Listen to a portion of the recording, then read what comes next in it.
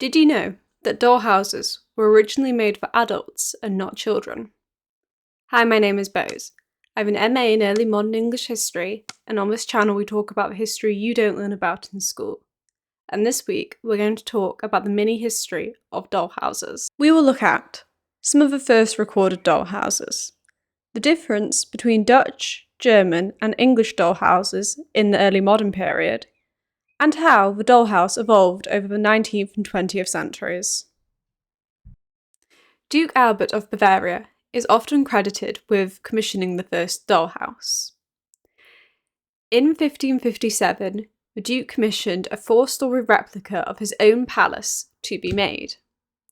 An inventory of this dollhouse was made, and it said that it included wine cellars, the ballroom, and even the stables. The Duke's dollhouse was made as a display of his wealth and prestige.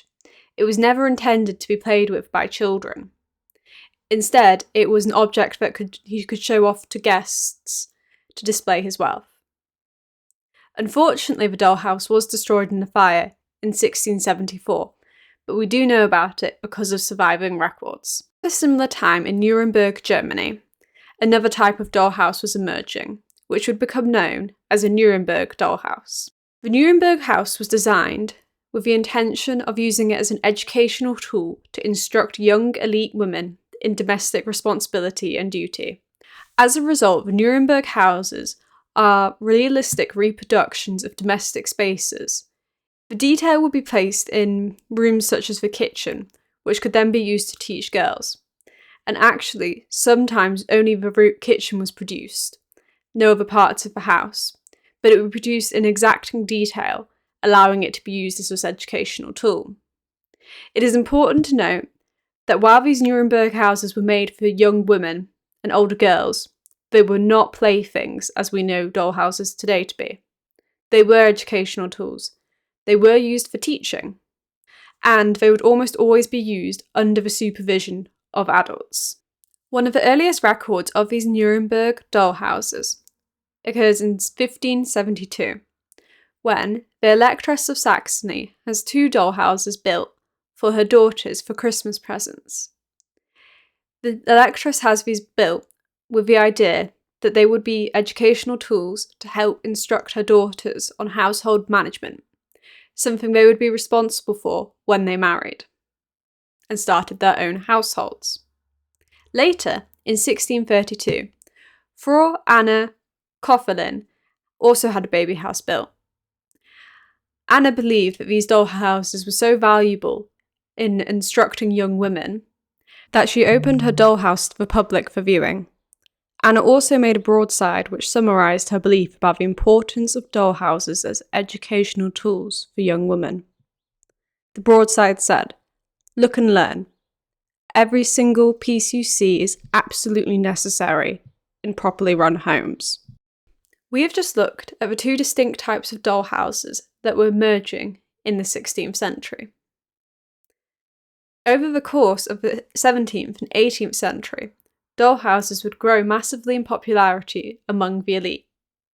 So now we'll have a look at the differences between the Dutch, German and English dollhouses during this period. In the early modern period, wealthy Dutch men and women would have dollhouses made as a status symbol in order to show their guests how wealthy they are. They would have custom cabinets built, which the insides were made to look like the interior of a house, and then they would be furnished with handmade objects. These were very expensive, hence why they were a status symbol of wealth. Despite their realistic interiors though, these dollhouses had cabinet doors for the exterior. These cabinet doors hid and protected the interior of the dollhouse, while also making the dollhouse look more expensive. Many of these cabinet door dollhouses were made for adult women, the grown-up daughters and wives of wealthy merchants and regents. These dollhouses were highly prized items and were massive status symbols of wealth in the early modern period. Like the Dutch dollhouses, the German dollhouses did not have a realistic external facade. However, the purpose of the German dollhouses were different to the Dutch. German dollhouses were used to instruct young women and girls by their mothers, and they were very much the educational tools that we were talking about before, in order to instruct in domestic duties and management. They could also be used in order to instruct servants who might have not been able to follow written instructions because they were illiterate. Meanwhile, in early modern England, dollhouses were usually made in order to be an exact replica of an existing house. This meant that they usually had a very realistic exterior in order to replicate the said house, and their interiors would also match up with the interiors of the real house. For example, the Tate baby house, which is currently on display at the Victorian Albert Museum, is believed to be modelled after its first owner's real-life house in Dorset. The Tate house actually comes apart in several sections, and this is so that the house could be easily transported by coach with the owner when they travelled. The Tate house is one of 12 surviving dollhouses from 18th century England, and these dollhouses were frequently considered the pride and joy by their mistresses. Because of this, children would never have been allowed alone in the room with the dollhouse. Also, they were considered such pride and joys that visitors to the household would sometimes even bring the mistress a gift for their dollhouse. For example, it was not unheard of for a visitor to bring a tiny silver kettle to go in the mistress's dollhouse as a thank you for her hospitality. So now we will look at how these dollhouses that were used by the Dutch and English as wealth and status symbols, and the Germans as educational tools, became the dollhouses that we know and love today. Well, during the 19th century, the advent of mass manufacturing brought about by the Industrial Revolution, combined with the use of new, cheaper materials and also sturdier materials that were more child-proof, all lowered the cost of the dollhouse. This made it more affordable.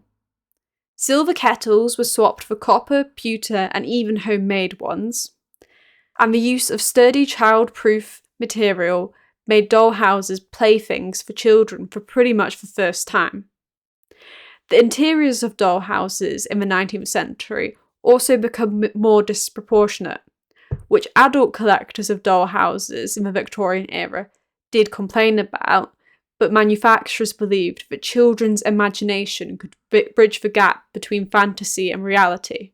Victorian children's periodicals, such as the Girl's Own Paper, even provided instructions on how to make dollhouse furniture using everyday household items. Domestic guides also instructed parents that the making of doll clothes and furniture for dollhouses could even be a very productive way for young women to spend their free time while also learning about domestic uniformity.